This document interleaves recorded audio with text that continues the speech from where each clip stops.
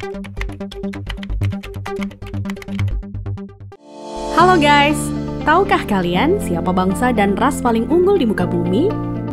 Nah, sebelum kalian lanjut nonton video ini, jangan lupa klik tombol like, subscribe, dan jangan lupa tombol lonceng untuk mengaktifkan notifikasinya ya. Kalau menurut kalian bangsa dan ras yang paling unggul di muka bumi adalah Amerika? Bukan. Rusia? Bukan juga. Jerman? Inggris? Prancis? Juga bukan. Cina? Apalagi? Bukan guys. Menurut ahli DNA dari Oxford University, Stephen Oppenheimer, pada acara bedah bukunya berjudul Eden in the East, Surga di Timur, bahwa induk peradaban manusia modern bukan berasal dari Mesir, bukan dari Mediterania, dan tidak juga dari Mesopotamia, bukan pula dari Barat apalagi Cina, tetapi peradaban manusia modern justru dari Indonesia. Iya guys, bangsa ini merupakan pewaris tunggal kejayaan bangsa-bangsa besar di masa lalu. Dan agaknya, Profesor Arício Santos dari Brasil pun selaras dengan teori Oppenheimer. Dalam buku Atlantis The Lost Continent Finally Found, ia menyatakan bahwa titik Atlantis itu ada di Sundaland. Jadi guys, kita tidak pantas bersikap kerdil dengan memelihara sindrom inferior akut alias rasa minder terhadap bangsa luar. Kenapa? Karena nenek moyang kita dulu adalah bangsa yang unggul. Nenek moyang bangsa-bangsa. Jelas ya guys? Lantas, kenapa ada sejarawan menyebut bahwa nenek moyang kita itu tidak beradab, bodoh, penyembah berhala? Itu faktor penjajahan atau kolonisasi guys, yakni pembodohan, pengaburan, dan pembengkokan sejarah oleh kaum penjajah. Menurut Juri Lina dalam buku Architect of Deception, Secret of Freemasonry, ada 3 cara melemahkan dan menjajah suatu negeri. Pertama, kaburkan sejarahnya. Kedua, hancurkan bukti-bukti sejarah bangsa itu hingga tidak bisa lagi diteliti dan dibuktikan kebenarannya. 3, putuskan hubungan mereka dengan para leluhur dengan mengatakan bahwa leluhur itu bodoh dan primitif. Guys, sejarah Nusantara ini dibikin oleh kaum penjajah seolah-olah hanya dimulai dari era kemerdekaan atau paling jauh di era Raja-Raja Nusantara dulu versi penjajah. Tahu nggak sih guys, ribuan tahun lalu Nusantara terbagi dalam 3 era loh. Era pertama disebut era Wangsa Keling. Wangsa artinya bangsa, sedang Keling artinya kuat. Jadi Wangsa Keling maksudnya adalah bangsa yang kuat. Konon di era ini, leluhur kita berekspansi hingga Kamboja, Vietnam atau Indochina, Thailand, Burma, Sri Lanka, India, sampai ke Madagaskar. Raja yang terkenal bernama Shailendra. Tulisan yang dipakai adalah huruf Pallawa, di mana modelnya menyerupai huruf Mesir kuno dan Israel. Pusat pemerintahan di sekitar Jogja sampai ke wilayah Dieng. Maka ketika Israel mengklaim masih keturunan Moria, maksudnya adalah Gunung Muria di Dieng guys. Dieng artinya penguasa, kemudian bergeser menjadi Dahnyang atau Dayang, artinya juga penguasa. Setelah Wangsa Keling menghilang, ditengarai munculnya situs Dieng maupun Candi Borobudur. Nah, habisnya era Wangsa Keling ditandai dengan bangunan Bako atau Baki, yang artinya kuburan atau berakhir, dan ditandai dengan berdirinya Candi Boko atau Bako. Era selanjutnya adalah era Medang Kamulyan.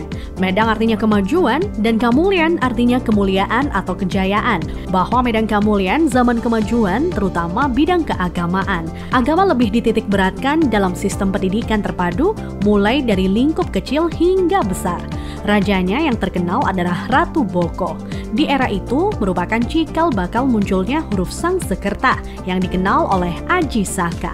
Aji artinya sesuatu yang dihormati, dan Saka artinya penyangga, caga, atau tiang. Nah, tiang jika bergeser ke Cina menjadi Tian atau Tuhan. Jadi guys, Aji Saka artinya sesuatu yang dihormati karena Tuhannya, atau segala sesuatu yang mengacu pada Tuhan yang sangat dihormati. Kemudian huruf-huruf tadi akhirnya menjadi bahasa Sangsekerta. Jadi guys, Sangsekerta itu asli berasal dari bumi Nusantara atau Indonesia, bukan dari India. Kenapa? Di India tidak ada kata-kata sang. Jika berbasis kata sang, justru lebih dekat ke Cina. Contohnya Chiang Kai-shek, di mana Chiang oleh bangsa Cina dibaca sang. Jadi guys, sang itu berasal dari bahasa asli Indonesia tempo dulu, yakni bahasa Saka. Huruf yang dipakai di era Ratu Boko adalah Sangsekerta. Iya, kerta artinya 4. sedang Sang asal kata wangsa atau bangsa. Jadi, Sangsekerta itu 4 bangsa yang meliputi antara lain: pertama, bangsa Qin yang meliputi bangsa Cina sendiri, Vietnam, Laos, dan Kamboja. Kedua, bangsa Thai meliputi Burma dan Thailand. Ketiga, bangsa Afrika yakni Madagaskar, Sri Lanka, India, dan lain-lain hingga Mesir disebut sebagai bangsa Afrika. Keempat, Bani Jawa yang terdiri atas bangsa atau suku Jawa, Sumatera, Papua, sampai Kepulauan Polinesia dan Hawaii. Hingga kini, Sangsekerta kuat pengaruhnya di India dan Sri Lanka. Dari keempat bangsa tersebut, penguasa yang terkenal ialah Ratu Boko. Jika keempat unsur bangsa itu digabungkan, maka timbul istilah Nuswantara atau Nusantara. Nusa artinya pulau, antara artinya jarak, maka makna Nusantara adalah bangsa yang hidup di pulau-pulau yang tersebar dari Kepulauan Polinesia di ujung timur hingga wilayah Madagaskar atau Afrika. Selanjutnya dari era Medang Kamulyan berganti ke era Kahuripan. Kahuripan artinya kehidupan. Raja yang terkenal adalah Hayam Wuruk atau Brawijaya III yang terkenal dengan sebutan Jumadil Kubro sebagaimana makamnya di Troloyo, Trowulan, Mojokerto. Maksud kata Jumadil adalah Jum'ah atau Jumat yang artinya berkumpul atau bersatu, dan Kubro artinya besar. Jadi Jumadil Kubro maknanya adalah berkumpulnya sesuatu yang besar, atau istilah Sangsekerta disebut Sumpah Palapa. Melalui Sumpah Palapa, Hayam Wuruk berhasrat membangun kembali Nusantara sebagaimana dulu pernah gemilang di era Medang Kamulyan. Ia ingin menyatukan Nusantara yang telah tercerai-berai menjadi beberapa kerajaan atau wilayah kecil-kecil. Dan patih yang melegenda adalah Gajah Mada. Nah, hal yang tidak tercatat atau dihilangkan oleh sejarah modern ialah guratan atau ukiran pada batu sumpah palapahnya Gajah Mada yang ternyata berlafadzkan La ilaha illallah, tiada Tuhan kecuali Allah. Itulah guys catatan yang hilang dari sejarah leluhur kita yang menurut Arisio Santos. Leluhur kita merupakan nenek moyang bangsa-bangsa. Thanks to watching.